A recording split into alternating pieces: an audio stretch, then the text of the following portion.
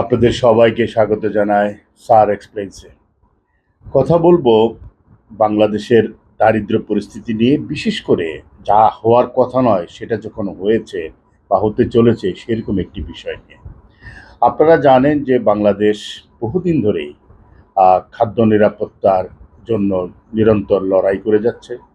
আমাদের কৃষি বিজ্ঞানীদের এই ক্ষেত্রে সাফল্য আছে যে আমাদের মানুষ কমেছে, কিন্তু একই সাথে আহ, খাবারের চাহিদা বেড়েছে, কিন্তু তবুও বাংলাদেশ কৃষিখাতে বিশেষ করে ধানের ক্ষেত্রে বড় ধরনের সাফল্য দেখিয়ে চলেছে।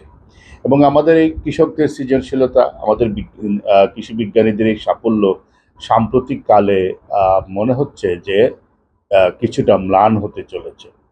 একটি খবরের দিকে আপনাদের একটু দৃষ্টি দেই।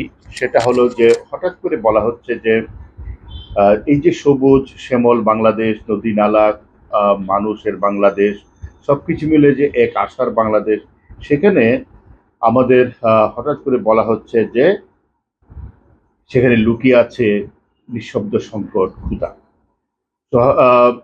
শহরে বন্দরে অভাবে তো বেশি, যে তার চোখে পড়ার মতোই। আমরা তো তা দেখতেও পাই যে টিসিবির লাইনে বিশাল এক লাইন, এমনকি দরিদ্র মানুষ ছাড়িয়ে মধ্যবিত্ত বর্ধিত সেই লাইনে চলে গেছে।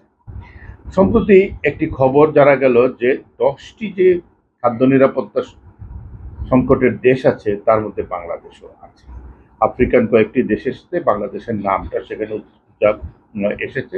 এবং এটা একটা রিপোর্ট তৈরি করেছে জাতিসংঘ, ইউরোপিয়ান ইউনিয়ন এবং কিছু আন্তর্জাতিক সংস্থা।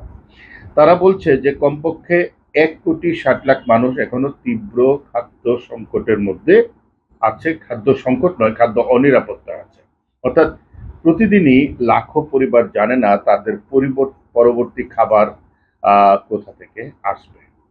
2024 সালের বিধ্বংসী বন্যা, লাগামহীন মূল্যস্ফীতি, বাজারে অস্থিরতা আর মানবিক সহায়তা কমে যাওয়ায় এসব সংকট তীব্র হয়েছে।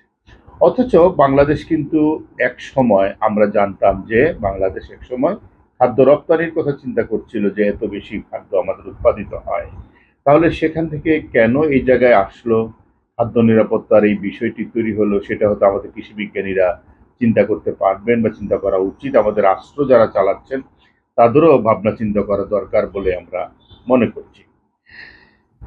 একই প্রতিবেদনে আরেকটি কথা বলা হয়েছে, সেটা হলো যে 16 লক্ষ শিশু অপুষ্টিতে ভুগছে। ভয়ঙ্কর তথ্য। যে বাংলাদেশ এত লড়াই সংগ্রাম করে উন্নয়নশীল দেশের স্তরে নিজেকে নিয়ে যাওয়ার জন্য চেষ্টা করছে, যদিও আমাদের ব্যবসায়িক সমাজ তা চায় না, সেখান থেকে পিছিয়ে আসতে চায়, সেই বাংলাদেশের শিশুরা অপুষ্টিতে থাকছে। অথচ বাংলাদেশের চাকচিক্য দেখলে কিন্তু তা মনে হয় না যে বাংলাদেশ এই জায়গায় আছে। এর মধ্যে বলা হচ্ছে এই যে 16 লক্ষ, তার মধ্যে লক্ষাধিক শিশুর অবস্থা আহ খুবই খারাপ, তাদের জীবন হুমকির পর্যায়ে। এই শিশুদের চোখের ক্ষীণ আলো আমাদের ভবিষ্যতের এই প্রতিচ্ছবি বলে দিচ্ছে।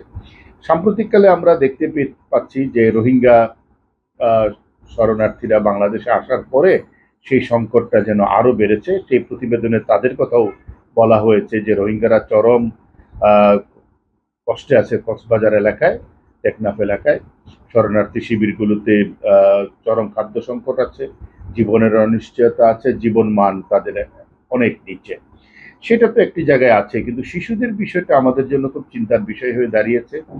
যে এবং সাম্প্রতিককালে শিশু মৃত্যুর হার বাড়ছে আমাদের হাম, রুবেলা ইত্যাদি টিকার অভাবে। এক ভয়ঙ্কর অবস্থায় বাংলাদেশ, যা কখনোই কেউ চিন্তাও করেনি যে বাংলাদেশকে নিয়ে নতুন করে স্বপ্ন দেখার ছিল, সেই বাংলাদেশ আজকে এই জায়গায় চলে যাচ্ছে। সরকার, জাতিসংঘ এবং উন্নয়ন সংস্থাগুলো এখন একসাথে কাজ করছে এই সংকট মোকাবেলা, এবং আমরা মনে করি সেই সংকট থেকে নিশ্চয়ই আমাদের সাফল্যের কথা আসবে। কিন্তু সেটা জন্য দরকার জরুরি খাদ্য সহায়তা, দরকার কৃষি সহায়তা, সামাজিক নিরাপত্তা বেষ্টনী এবং জীবন জীবিকা পুনর্গঠনের জোর চেষ্টা। আমরা মনে করি যে কোনো ক্ষুধা তো কোনো আসলে পরিসংখ্যান নয়। আহ, প্রত্যেকটা মানুষের জীবনের আলাদা গল্প আছে, সেই গল্পই আসলে আমাদেরকে আহ, সহমর্মী হতে, সংবেদনশীল হতে সাহায্য করে।